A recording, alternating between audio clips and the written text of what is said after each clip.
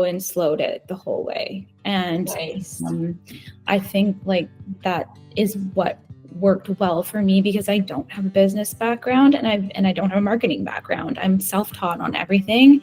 And so I just needed to learn along the way, and I needed to like let my experience with the business kind of teach me how to run it. Hello, my name is Brandi Hofer, your host of the Color Me Happy podcast. I am so glad you're here. I appreciate your time. Thank you so much. If you want more weekly content just like this, be sure to like and subscribe to our channel. If you have any questions, feel free to reach out on Instagram at Brandi Hofer Studios anytime. I'm happy to chat. That's where I sit. And I'm so glad you're here, and I cannot wait for you to dive in. So give us a like and subscribe, and check the rest of our channel out. Laura, thank you. Oh, there we go. Welcome, Laura. Thank you so much for being here. I'm really excited to talk to you. Longtime fan of everything you do, and I'll tell everyone. I'll just let them know how we connected. My sister-in-law, Natalie, what's her official title? Product manager? Yeah, she's the head of production and product development. Yeah, see, that sounds great. Yes, yeah. At Wildcraft Natural Skincare in Toronto. Yeah. Yeah. Okay, so I have heard little stories here and there, but obviously I want to hear, and I'm sure the listeners are very curious, how it all started and like what that was like, and how okay, so let's start from the beginning. This is a very big endeavor, which people get, I think, overwhelmed, and they're like, I can't do something like that. I can't, how do I even start production? How do I get the, everything? And you're like, that's not for me. I don't think I'm capable of it. What motivated you? And I'm sure it wasn't one easy answer, but where did you begin with the idea of, this is something that I think is necessary and that people need, into actually making it come true?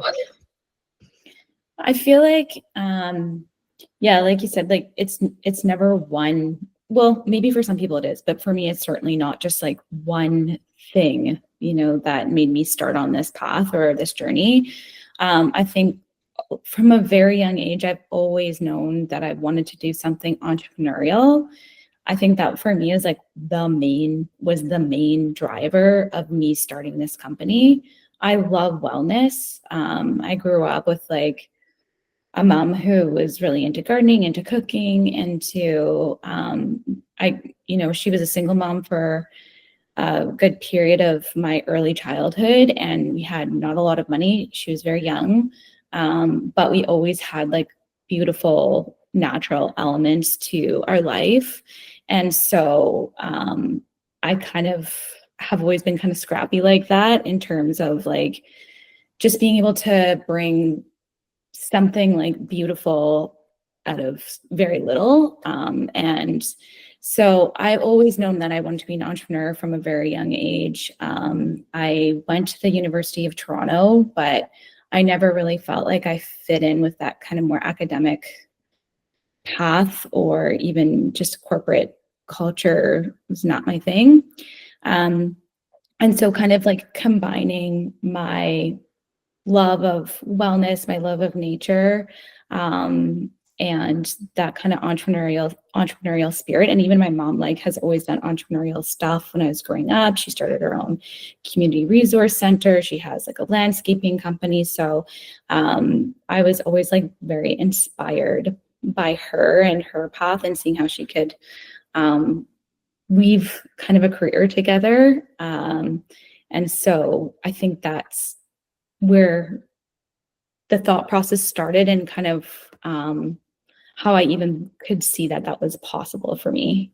Mm-hmm. That's a beautiful thing. My mom too was very single mom, and I remember her taking down the old fence, it was weathered, but she thought it was beautiful, and she built our living room furniture with it. She built a TV stand, and then I think those examples in our lives are huge forces in what drives and motivates us. And I had a guest on 2 weeks ago. I think it was Michelle Gustafson, and she said more is caught than taught. And when we go after our ambitions and tackle our dreams, even though they may seem scary and overwhelming, our children are seeing us as an example. Like your mom showed you that, like, you can start a landscape company if you're passionate about this, and this. Do you have, like, can you think of, I know it's on the spot, can you think of any moments in your life where your mom like did something and you're like, whoa, that was really cool?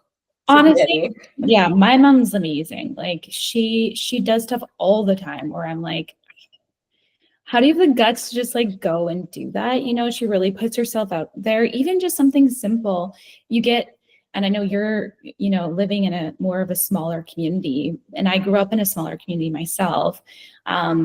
And I live in Toronto now, but even something as simple as just walking down the street and being like, straightening up a conversation with someone, it becomes like so foreign to you when you're living in a big place. And she's always just had that curiosity and about other people, and like that kind of just courage to ask the questions and kind of put herself out there.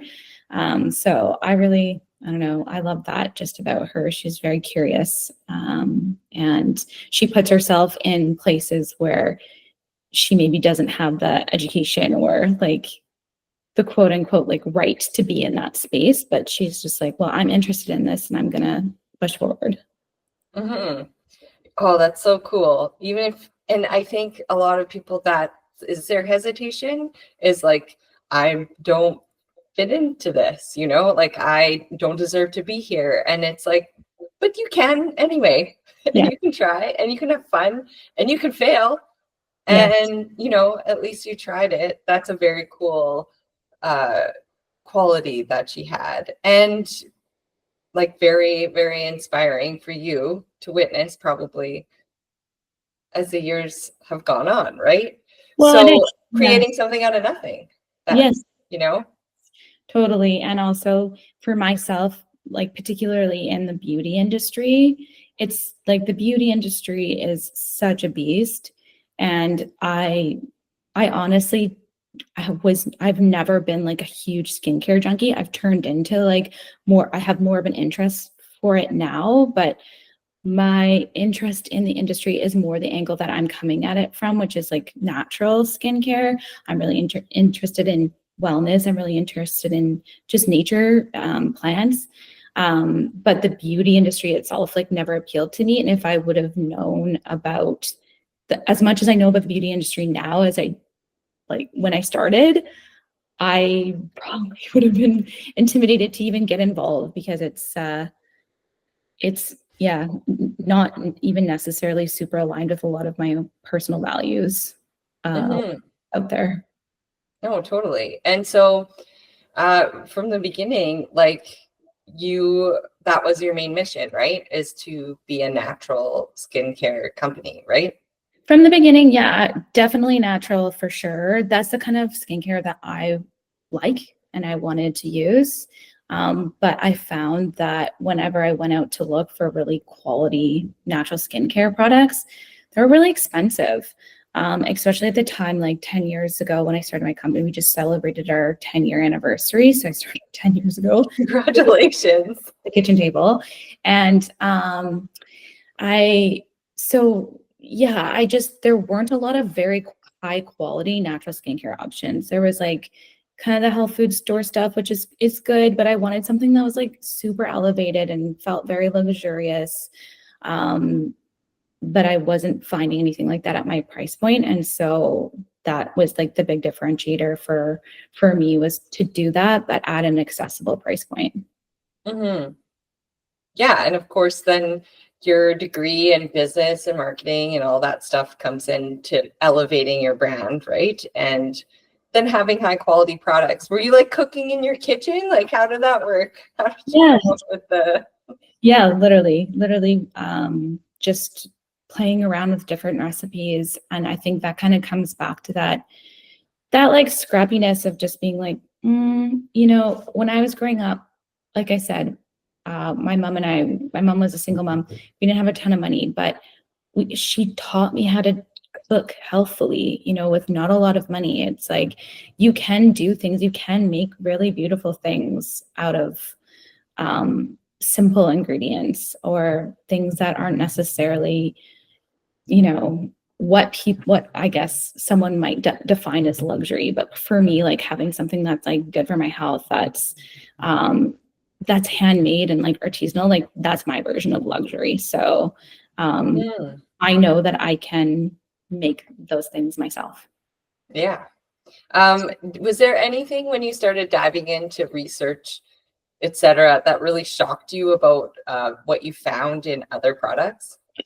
Honestly, I never really came at it so much from that angle. It was more just like, I like natural skincare. Literally. Oh, really? It wasn't like, sure, like I can even just use like a more typical product, non-natural product. I just don't like it. Like, I don't like the scent. I don't like the feeling of it. I don't like it. Scent is a huge thing for me, like fragrance. I can't stand it. It doesn't have the same feel to me. I just don't have a preference for it. So for me, it was like less, that's like an added benefit that I think, you know, it's chemical free, whatever, these are natural elements. But for me, it's just like, I literally just have a preference for it. I like it better. I definitely, my dad had a health scare and he got the Yuka app and like he scans everything. And then I started scanning everything and I'm like, oh, this is depressing. Actually, it's a bit overwhelming, like toothpaste. So many toothpastes are like so terrible for you, but then like the dentist is like, okay, go ahead and use the natural stuff, but make sure you like dip your toothbrush in baking soda. Okay. Let's get the Starbucks matcha out of your teeth. You know? But I think there should be somewhat of awareness around what you are putting on your skin and in your mouth every day. Like toothpaste, they're like, it's only harmful if swallowed. I was like, but you're putting in your mouth every morning. You're gonna swallow a little bit. Like even accidentally. I don't want to swallow titanium dioxide. That's what makes paint white. Like it's just like you know, and then of course your skin as your largest organ, right? Correct. That's what they say. Yeah, that's what they say. And like you're putting, you know, these things on your body every single day. So it's absorbing in your system. And if you take the analogy, the rock analogy, like if you throw a rock in a bucket of water, it doesn't do anything to the rock. It just splashes water every day.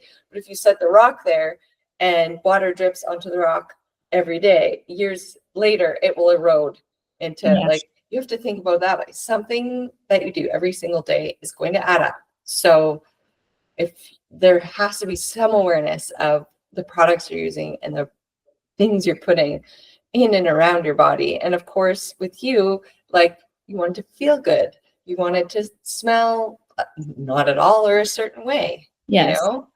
I just actually love it sounds like corny, but I just literally love the healing power of plants. Like they do nourish your skin in a different way that I love. I love the way, I like that quality. And I just like to surround myself always with natural elements. Like my home is always filled with plants. I love to garden. I love cooking from scratch. I love going to the farmer's market. Like those things really nourish me. And these other things, they just don't. And so if it's something that I'm using in my everyday routine, it's like I want it, everything I use in that kind of way in my life, like I want it to be natural. Yeah. So that's part of your mission and values, which obviously leaked into your whole company. Sorry. Yeah. Let's see if I can get through this. Yeah. I got a touch of laryngitis. My son had it. So like there's just points where I kind of lose my voice. Don't worry, this happened to me one time when I was doing a training in the States, and it was like I felt like it was such a big deal and I was sick. And I started coughing like this in the training, and I literally could not stop. And I just had to be like, okay, this training is over. I can't do anything.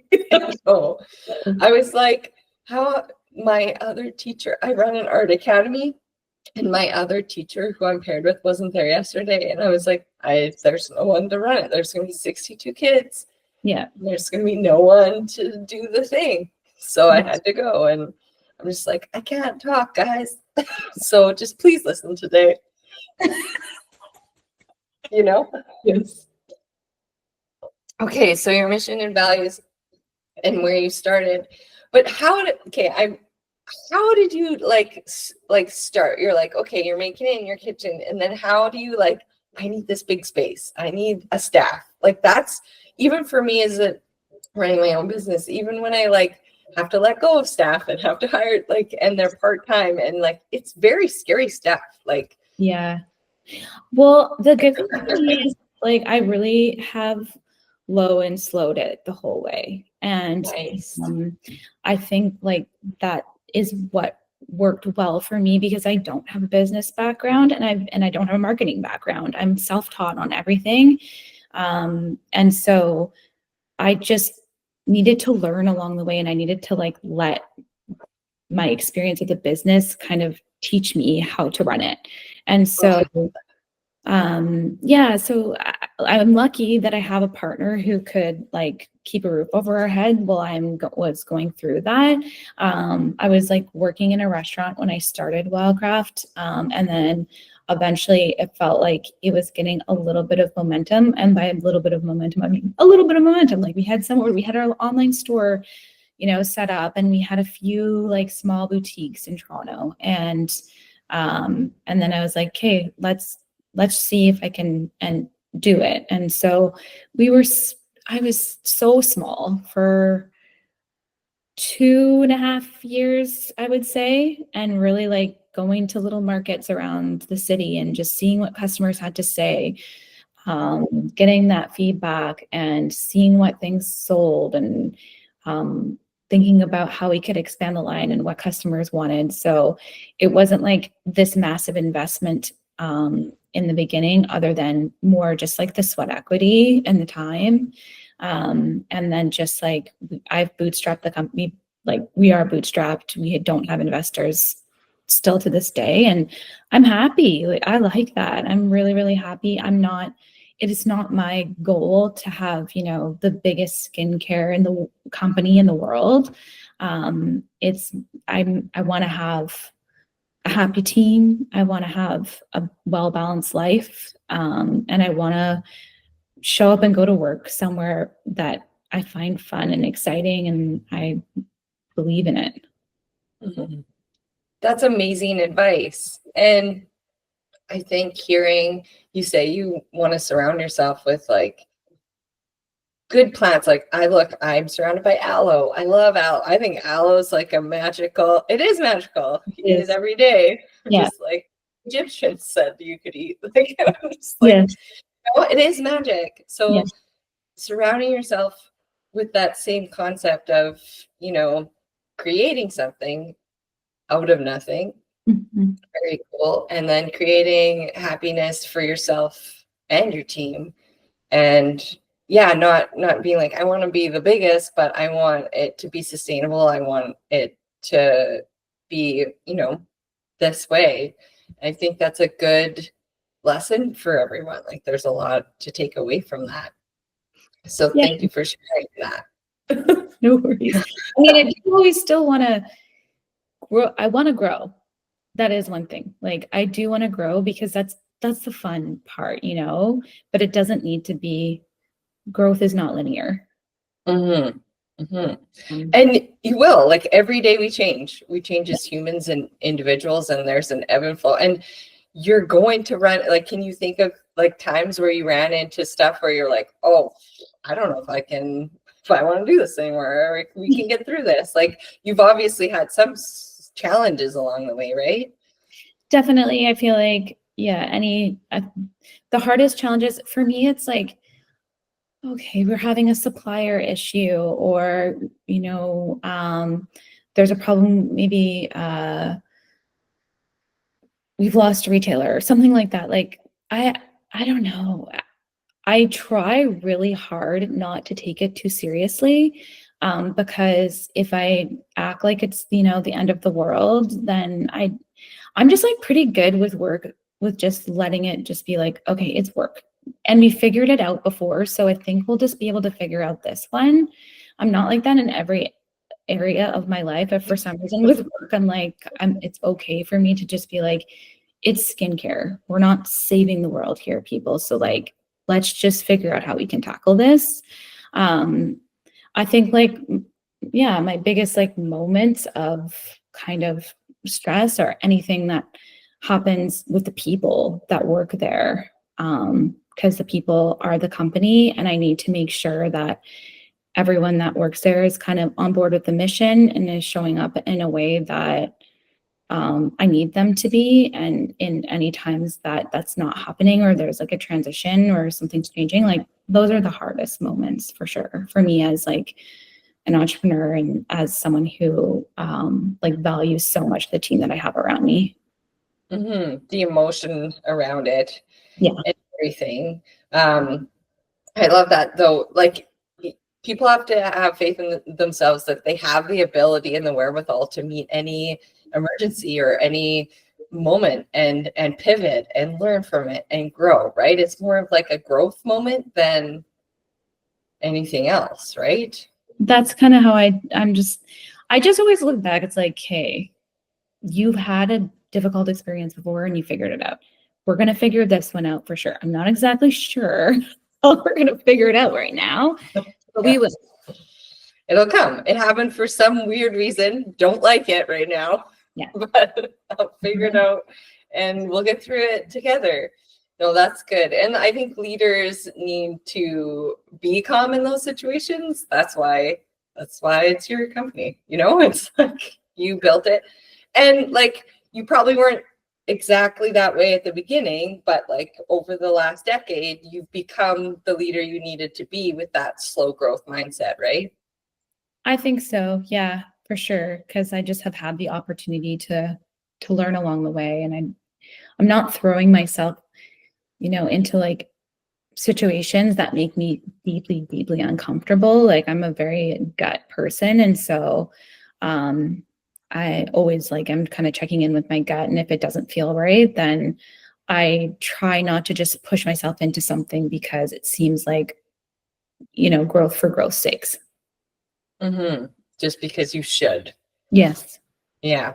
I noticed too, you have some philanthropic endeavors, like you donate every or annually. I'm not sure how it works, but what motivated you to get started with that in your company?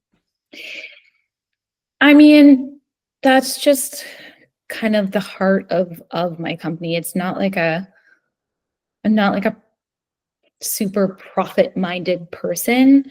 I genuinely mean it when I say like my team is the most important thing to me, and their happiness like is super, super important to me.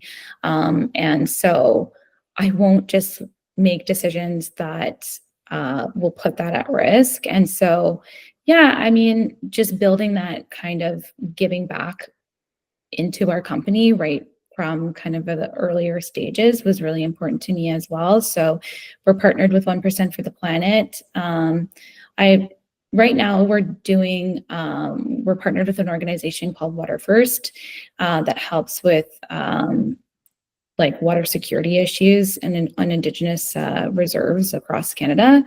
And that was really important to me because I'm Indigenous. My mom grew up in Six Nations outside of Brantford, Ontario. And so something that I could do to try and give back as an Indigenous entrepreneur as well. So just like having kind of both of those opportunities is really cool and fun. And if you just build it in from the beginning, then it's just part of the business and can keep trucking forward like that. Okay, so I have our final question, and I love that. I love that you found a really big why for your company. And I know giving back sometimes does feel overwhelming for some people, but like you said, it's just always been a part of it. And it's always like, it doesn't have to be that big. And it feels so good, right? It does. Yeah, it does. Because I don't know. It's just, if you're building a business, like, why not build that little element into it? And then it's just, that's part of the business. And you just don't have to think about it anymore. You don't have to think like, oh, this year, whatever. It's like, no, that's just part of the sales. Mm-hmm. And you get to help others. Like, how cool is that? Yes. Like, it's not your only and main mission, but you get to do something that speaks to your heart, means a lot to you and your family, and it gives the purpose too, like, behind what you do, right? Like, Totally. we are going to keep going, and what we do matters, you Yes. know. So I like that as part of your mission and values from the beginning.